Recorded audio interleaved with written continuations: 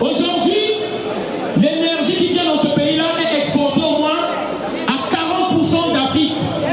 C'est pourquoi il faut encore resserrer les taux autour de ces pays-là vassalisés, comme la Côte d'Ivoire, comme le Congo-Brazzaville, comme le Togo, comme le Gabon, comme le Sénégal. Ils vont resserrer les taux parce qu'ils ne voudront pas que ces pays-là se libèrent encore. Toute notre force, c'est de nous mettre ensemble. Toute notre force, aujourd'hui, n'oublions pas, il faut soutenir ce pays-là qui s'est libéré du dictat de la France, le Mali. Nous devons nous battre pour le Mali, parce que c'est un pays libéré. Et le Mali est frontalier avec la Côte d'Ivoire, ça dit tout. Il faut que nous soutenions le Mali. Merci encore pour tous ceux qui sont venus. Il faut encore qu'on organise notre manifestation. Il faut que nous soyons nombreux. Il faut que nous soyons. Il faut qu'on s'organise, les amis. Crier, ça ne suffit pas. Il faut nous construire une communauté, une économie communautaire. Il faut que nous nous construisons une économie panafricaine. C'est ça aussi la lutte. Crier ne suffit pas. Est-ce que la femme ivoirienne est là? Est-ce que les enfants de l'Europe Bagbo sont là? Est-ce que les enfants de Modibo Keïta sont là? Est-ce que les enfants de Oumnioré sont là? Est-ce que les enfants de Thomas Sankara sont là? Merci les amis, merci. La guerrière ivoirienne est là.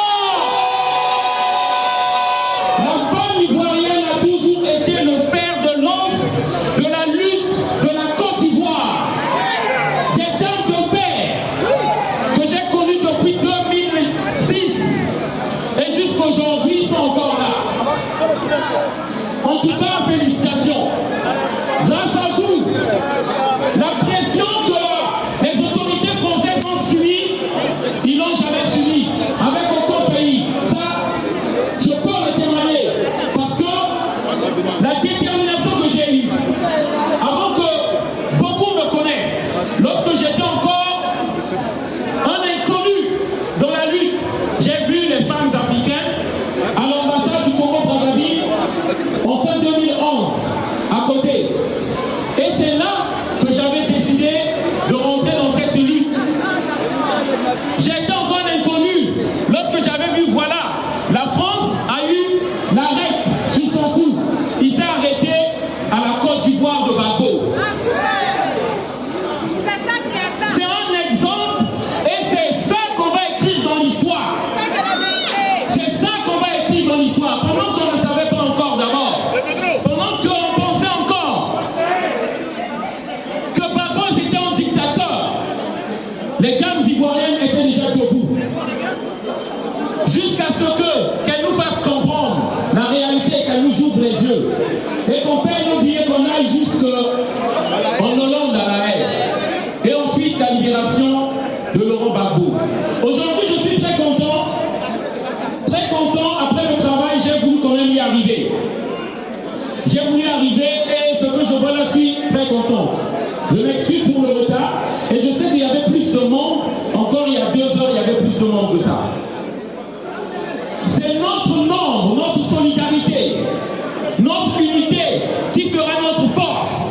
J'aimerais que cette mobilisation grandisse encore. Oublions nos différends. Restons unis pour augmenter la pression. Mesdames et messieurs, nous tenons à dire à toute l'Afrique, parce qu'elle a été représentée ici. Ce que vous avez vu, c'est notre politesse, c'est notre éducation, c'est notre humanisme. Ce que vous avez vu ce soir, c'est notre opiniâtreté. Je tiens à dire à tous ceux qui sont bien en rouge, ouha, ouha, ouha, ouha, ouha, ouha, ouha. Je tiens à dire à ceux qui sont bien en rouge, là, ouha, ouha, ouha, ouha, ouha.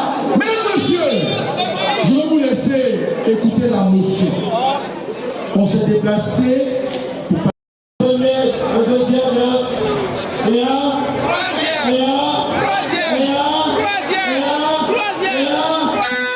comment on fait pour le ménager?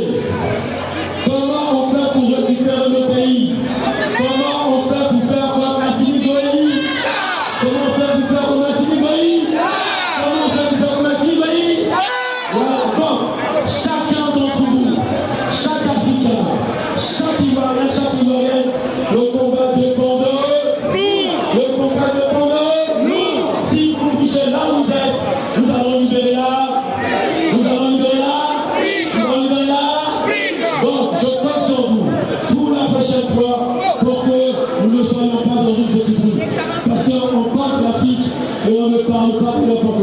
L'Afrique, c'est la mère de toutes les civilisations.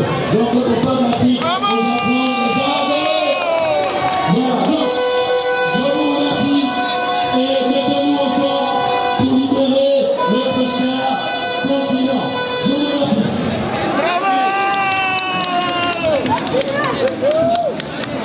Merci Jean-Robert. Applaudissez la proclamation.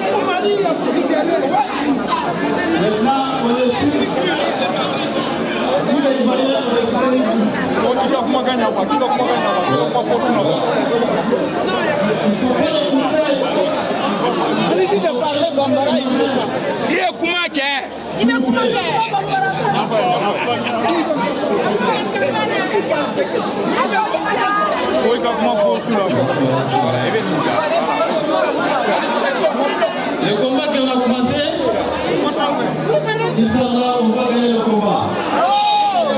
On va gagner. De toute façon, on va gagner. On va gagner africain. Il n'y a pas de Mali, il n'y a pas de Côte d'Ivoire. Laquelle est Mali là? Il a trompé nous, il a ici Mali. Sans oublier la continuité avec M. Emmanuel Macron, sans oublier également M. François Hollande. Dans la position législative. On va ici donner.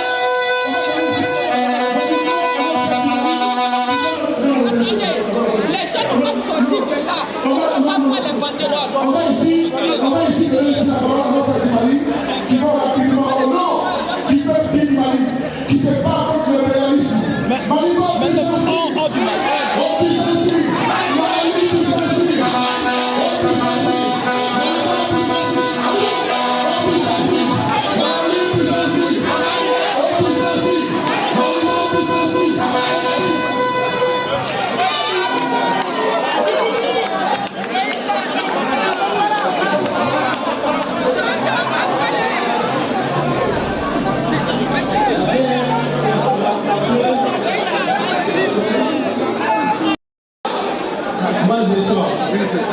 je sors pour combattre, pour aider à la famille, je ne sais pas. Il faut que vous voyez ça. On va gagner le combat, mais il faut qu'on est unis. Lui c'est Bravo, lui c'est Dieu me sera, lui c'est un. On arrête ça. C'est des politiciens, ils marchent ensemble. Ils doivent passer ensemble. C'est lui qui est ici. Alors, on va ici préciser une chose. La parole au peuple du Mali est importante parce que notre sœur, Bichérie et Palais, elle paye le tribut, n'est-ce pas, de la société civile en se rendant au Mali. Il faut préciser que le Mali n'est pas un État paria. Le Mali n'est pas un État paria. Le Mali est un pays souverain qu'il faut dire aux dirigeants ivoiriens de respecter sa souveraineté. Et quand notre soeur s'en va au Mali, on accepte que c'est des badauds qui sont manipulés par des populistes, des démagogues, les envoient dans la rue pour semer la haine entre les Maliens et les Ivoiriens. En somme, Bichérie Balé est parti dans la Cameroun pour aller s'imprégner de la situation réelle des non-soldats qui ont été arrêtés au Mali. Je précise ici que ceux qui ont été arrêtés au Mali, nous ne les mettons pas en cause. N'est-ce pas, l'ex-statut n'est qu'en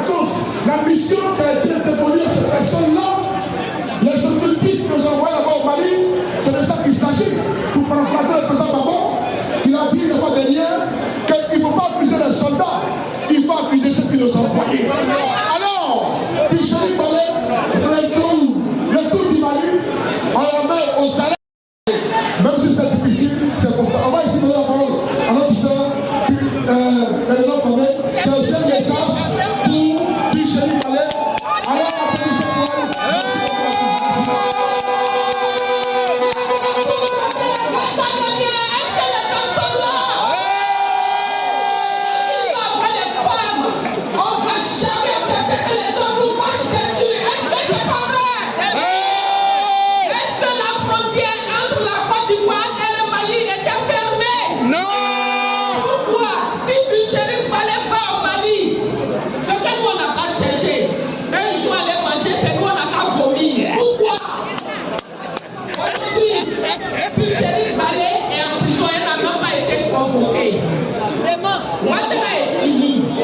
J'espère. Non, c'est déjà fini pour lui. Ouattara va pas rendre démission. On va lui dire va. On va le chasser. On va le chasser.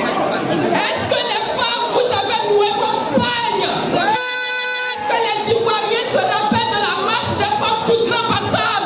Oui. Est-ce que les femmes ivoiriennes ont peur? Non. On a une nouvelle série collée qui est la sœur Picheli Palais. Applaudissez pour elle. Si à cause de Picheli Palais, comme M. Ouattara l'avait dit, si on ne veut pas que je vienne au pouvoir, on va mélanger ce pays. Et bien si Ouattara ne libère pas Picheli, nous les femmes, on va mélanger le pays. Si Picheli Palais ne sort pas, on n'a plus de cacao.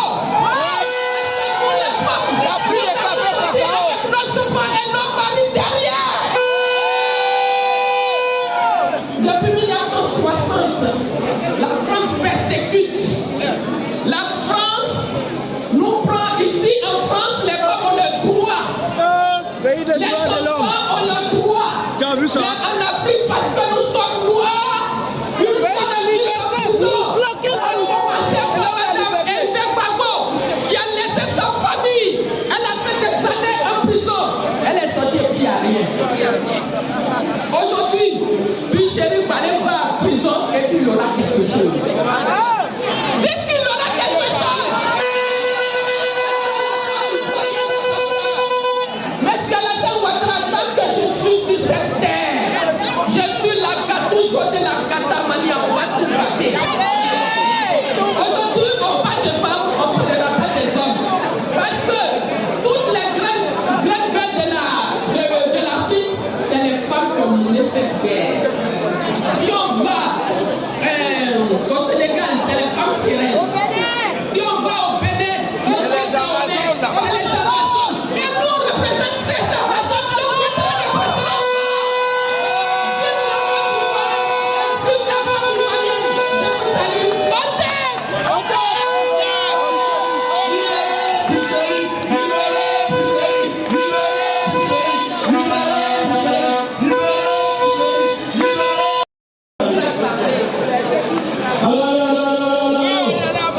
Est-ce que vous êtes là?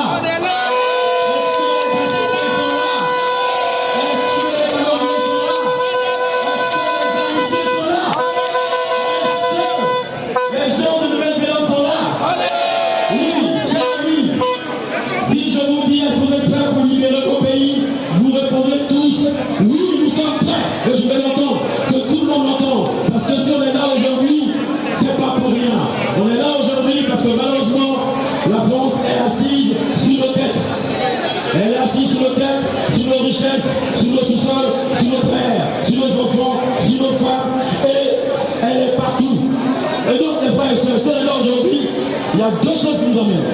La première chose qui nous amène, c'est qu'en Côte d'Ivoire et partout en Afrique, nous sommes dans une prison à ciel. Nous sommes dans une prison à ciel.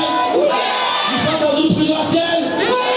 Est-ce que vous êtes prêts pour libérer l'Afrique? Est-ce que vous êtes prêts pour libérer le Cameroun? Est-ce que vous êtes prêts pour libérer Haïti? Est-ce que vous êtes prêts pour libérer l'Afrique du Sud? Est-ce que vous êtes prêts pour libérer les Noirs qui sont ici?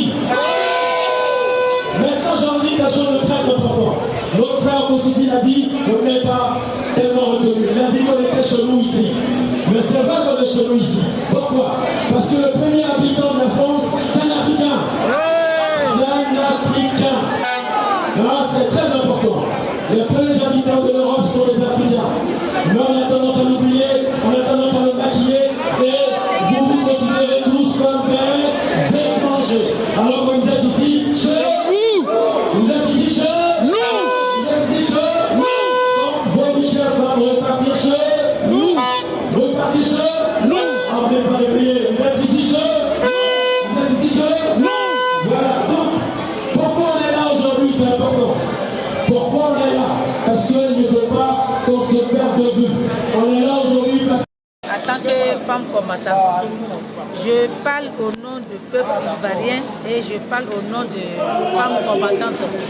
Lady Délégnan, dit Maman Gbagbo, qui vient de la Côte d'Ivoire. Aujourd'hui, on est ici pour la libération de Chéri Bali.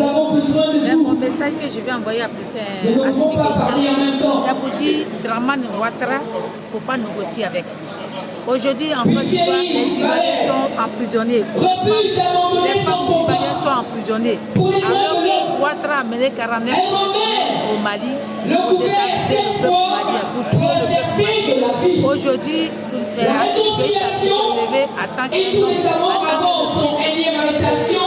la prévention d'une confrontation intercommunautaire entre les peuples maliens et ivoiriens.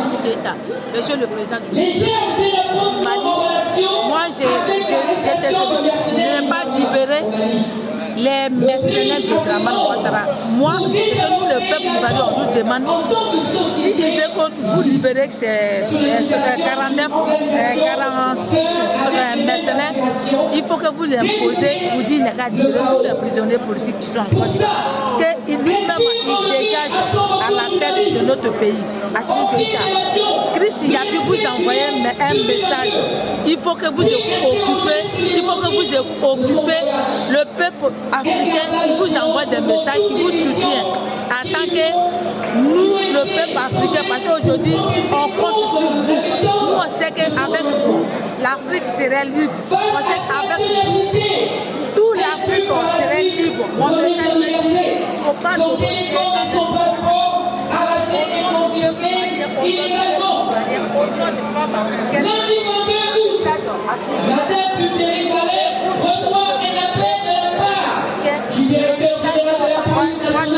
c'est un de passer chercher son passeport et son téléphone confisqué. Lorsque c'est rendu là-bas, chez toi à Simi Keïta. On est que le combat continue. Merci. Bonsoir mesdames et messieurs.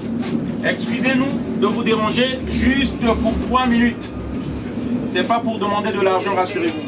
On a un message à faire passer parce qu'on estime simplement que les citoyens français ne sont pas au courant. Ils ne sont pas au courant par rapport à ce qui se passe en Afrique.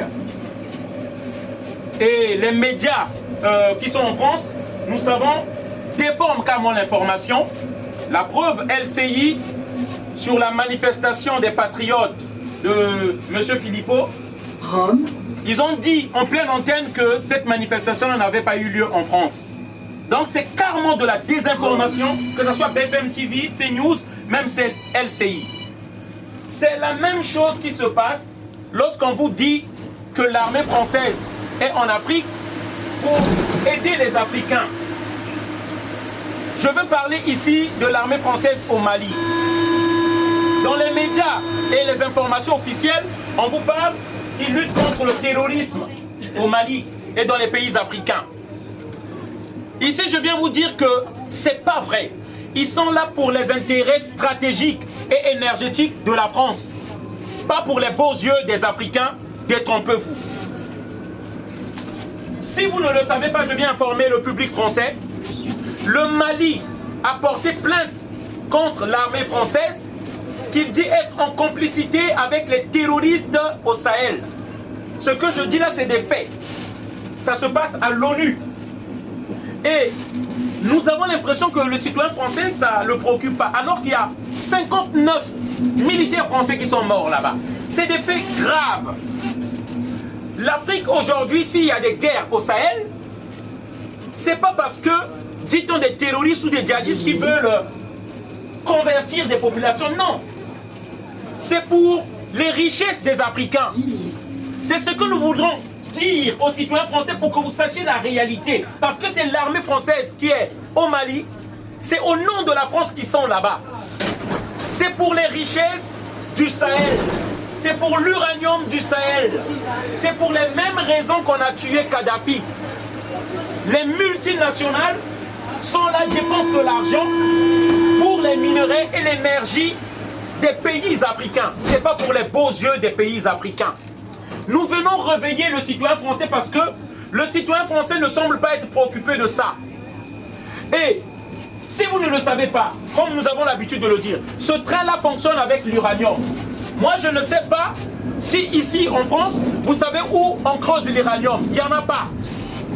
Lorsque vous vous réveillez chaque matin, vous êtes content de prendre votre petit café. Mais il n'y a pas de café ici en France. Il n'y a pas de cacaoyers. Lorsque tous ces 64 millions de voitures que nous avons en France ici, d'où vient le carburant qu'on met dans ces voitures-là? Il n'y en a pas ici en France, ce carburant-là. Là, vous avez vu avec la Russie qui a fermé les vannes. L'hiver, on nous promet que il fera très froid. Nous n'avons pas de l'énergie parce que la France n'en a pas. 40% vient du Niger.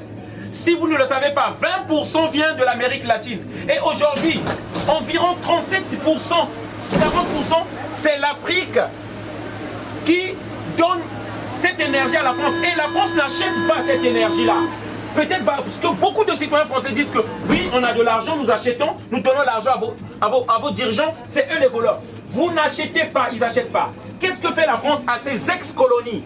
Lorsque la France a donné l'indépendance à ces pays-là, il leur a obligé que je vais imprimer votre monnaie. C'est-à-dire, la France fabrique une monnaie de monopoly qu'on appelle le franc CFA et part acheter les matières premières avec cette monnaie-là. Donc, il prend ça gratuitement. Peut-être que les citoyens français ne savent pas. Il prend ces matières premières-là gratuitement. Et les gens se demandent pourquoi l'immigration. D'où les conséquences. La jeunesse africaine veut quitter sa terre pour venir ici. Les gens se demandent mais pourquoi il y a des guerres dans nos pays? C'est les multinationales qui arment la jeunesse des armes et organisent des guerres chez nous. C'est de ça il s'agit. C'est question de pognon, d'argent.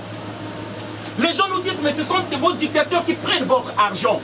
Mais qui nous impose ces dictateurs-là? Lorsque les Africains élisent ou choisissent les dirigeants qu'ils veulent eux, la France vient organiser un coup d'État, donc les dirigeants français, parce que j'ai rien contre le citoyen français, pour que ça soit bien clair. Les dirigeants français organisent des coups d'État, arment les gens, on vient enlever ceux que les Africains ont choisis et on vient leur remplacer des marionnettes qui doivent donner à vil prix, sinon en tout cas gratuitement, qui acceptent le franc CFA pour qu'ils puissent prendre les matières premières. Dès que vous refusez, vous êtes assassiné. Si vous avez de la chance, vous êtes à la CPI, comme Laurent Gbagbo. Et ça, nous voudons que le citoyen français puisse savoir, puisse connaître cette réalité-là. Pourquoi moi, je viens en immigration ici? Là, je sors du boulot, je viens ici. Pour que les gens sachent pourquoi les gens meurent en Méditerranée. C'est pas que l'Afrique est pauvre, non. On appauvrit sciemment l'Afrique. Et la preuve, nous l'avons. La Russie a coupé son carburant, son énergie. Et aujourd'hui, on court vers l'Afrique et pourtant qu'on appelle pauvre. Voilà le message que je voulais faire passer. Merci encore. Bonne soirée à tous. Bonsoir tout le monde. Bonsoir mesdames et messieurs. Bonsoir à tous les citoyens français. On a un message à faire passer. Ça prendra pas du temps. Excusez-nous pour le dérangement. Voilà. Nous avons constaté actuellement il y a une crise d'énergie qui se profile à l'horizon ici en France. Parce que la Russie a fermé le robinet qui fournit 40% du gaz en France. Nous savons que le kilowattheure qu'on achetait à 85 € est maintenant à 1000 € le kilowattheure. Donc une multiplication x 12. Et nous savons que l'hiver que nous risquons de passer, il y aura des délestages. Sur 56 réacteurs nucléaires français, il y en a 32 qui sont à l'arrêt. Et Elisabeth Borne nous informe déjà qu'il y aura des entreprises peut-être qui vont fermer. Aujourd'hui, le citoyen français prend conscience que l'énergie, l'électricité ou le gaz en France nous vient de la Russie. Et les 60% restants, il y a 20% qui vient de l'Amérique latine. Et aujourd'hui, les dirigeants français commencent à nous avouer que 40% nous viennent d'Afrique. Pour certains citoyens français, ils disent, ils pensent, parce qu'ils ne savent pas, ils ne sont pas bien informés, que la France paye ce carburant-là, ou cette énergie-là dans les pays africains. Je viens ici pour éveiller un peu les consciences, pour que vous compreniez pourquoi les guerres en Afrique. Et pas du tout, la France ne paye pas le carburant. Il ne paye pas l'énergie qu'il prend aux pays africains, dans ses ex-colonies. Pourquoi? Parce que la France imprime une certaine monnaie pour des pays africains qu'on appelle le franc CFA. Par cette monnaie, en fait une monnaie de monopoly, fabriquée ici en France à Chamalières. Donc la France imprime du papier et part acheter des matières premières aux Africains. Les présidents ou les dirigeants africains, parce que les Africains, le citoyen français nous dit souvent, en prenez-vous à vos dirigeants. C'est eux qui volent l'argent, c'est eux qui prennent votre argent. Ce sont vos dirigeants. Mais qui choisit et qui impose les dirigeants aux pays africains? Ce sont les dirigeants français. Je vous explique. Lorsqu'un dirigeant français ne convient pas, un dirigeant africain ne convient pas à la France, on se débarrasse de lui. Comme la mafia, soit on le tue, soit il est en prison. C'est arrivé avec Laurent Gbagbo qu'on a envoyé à la Cour pénale internationale et on l'a accusé des crimes. Pour ceux qui ont eu la malchance comme Thomas Sankara, il a été liquidé par François Mitterrand. Si vous ne connaissez pas l'histoire, cherchez. Lorsqu'on parle de Barthélemy Boganda en Centrafrique, son avion, il y a un missile qui l'a touché. Lorsque nous parlons de Oumniobe, c'est un Camerounais qui voulait une indépendance totale avec la France. On l'a tué dans les maquis. C'est l'armée française qui l'a pourchassé. Lorsque nous parlons de Sylvanie Solanke au Togo, il voulait battre sa monnaie pour l'indépendance monétaire de son pays. Parce que celui qui contrôle la monnaie d'un pays contrôle son économie. Et c'est ce que la France a toujours fait de sa politique. Parce que beaucoup de gens se demandent aujourd'hui, Emmanuel Macron a parlé d'un sentiment anti-français. Qu'en Afrique, on ne veut plus des Français. Mais il n'explique pas la réalité de ce qui se passe. Aujourd'hui, l'armée française est accusée par le Mali. Si les citoyens français ne le savent pas, parce que ça ne semble pas les préoccuper. L'armée française est accusée au Mali, parce que l'armée française a été chassée au Mali. Qu'on ne vous dise pas qu'ils sont partis. Ils ont été chassés par les autorités maliennes. Pourquoi? Parce qu'on les accuse de complicité avec des terroristes. C'est des faits tellement graves, au point parce qu'il y a 59 soldats français qui sont morts au Mali, je vous rappelle. Et aujourd'hui, l'ONU ne veut pas parler de ce problème-là. Alors que ça devait intéresser les citoyens français, d'en savoir qu'est-ce qu'il en est. Nous, on vient parler ici pour dire que les guerres qui se passent en Afrique, ce n'est pas les Africains qui se battent entre eux, non. C'est les multinationales occidentales. C'est l'oligarchie française qui nous impose des présidents dans nos pays, qui organisent des guerres, qui fournissent en armes, en logistique, pour qu'on fasse des coups d'État et qu'on nous mette des présidents marionnettes soumis au dictat de la France. S'il y a l'immigration, tous les problèmes découlent à partir de là. S'il y a l'immigration, les Africains viennent ici, ce n'est pas seulement qu'ils viennent chercher le RSA ou les allocations, mais nous venons d'abord chercher la sécurité, parce que je suis immigré qui vous parle là.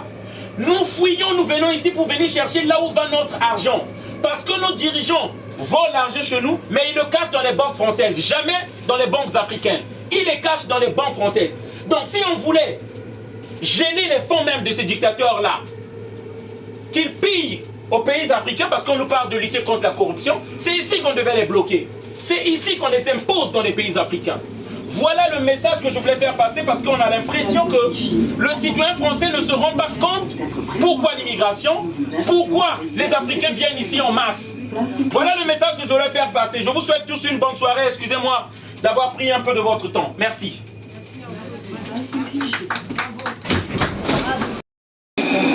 Et nous pensons que les citoyens ne sont pas assez informés de cette réalité. Merci. Ça fait combien de minutes? Les amis, on va tout à l'heure entrer dans le métro pour essayer d'expliquer le problème des Africains. Ce que nous avons fait notre cheval de bataille. Parce que nous estimons que beaucoup de citoyens français, moi j'ai la conviction que beaucoup de citoyens français ne connaissent pas la réalité dans leur pays. Parce qu'eux aussi, on les entretient dans le flou. C'est pourquoi nous partons les informer. Et le message encore que je m'aimerais dire, nous avons une cagnotte. Pour parler, c'est bien, dénoncer ce qui se passe en Afrique, c'est bien. Mais il est très important aussi que nous nous organisons financièrement, économiquement, une économie panafricaine pour s'investir dans nos pays en Afrique. Je vous invite à tous ces millions d'Africains qui vont regarder cette vidéo-là, ou ces milliers d'Africains qui vont regarder cette vidéo-là, pour soutenir cette vidéo-là, pour que nous nous mettons ensemble, parce que nous souhaitons aller nous investir dans la terre en Afrique, participer à partir d'1 euro à cette cagnotte-là. Vous pouvez demander donc la cagnotte au numéro 06, le lien de la cagnotte au numéro 06 25 15 05 47. Je répète, si vous êtes à l'étranger, 0033 625 15 05 47. 47 à la fin. Merci, à tout à l'heure, nous allons rentrer dans le métro. On vous dit ça, des arbitraires, merci du mot. Comme les entraînements arbitraires, il faut essayer d'être là. Aujourd'hui, Priscilla Galé, elle est en prison. Est-ce que c'est normal ça? Non! On va demander à la SAM de la libérer sans condition. Libérer Priscilla. Libérer Priscilla. Libérer Priscilla. Merci. Je vais plus loin. Comme nous sommes des Ivoiriens, sachons aussi qu'il y a des soldats qui se sont retrouvés quelque part à l'insu de leur plein gré. Ces soldats-là, il faut qu'on les libère aussi. On va demander pardon aux Maliens et on va libérer nos frères. Après, quand ils vont revenir là, attendez, quand ils vont revenir en Côte d'Ivoire, attendez, quand ils vont revenir,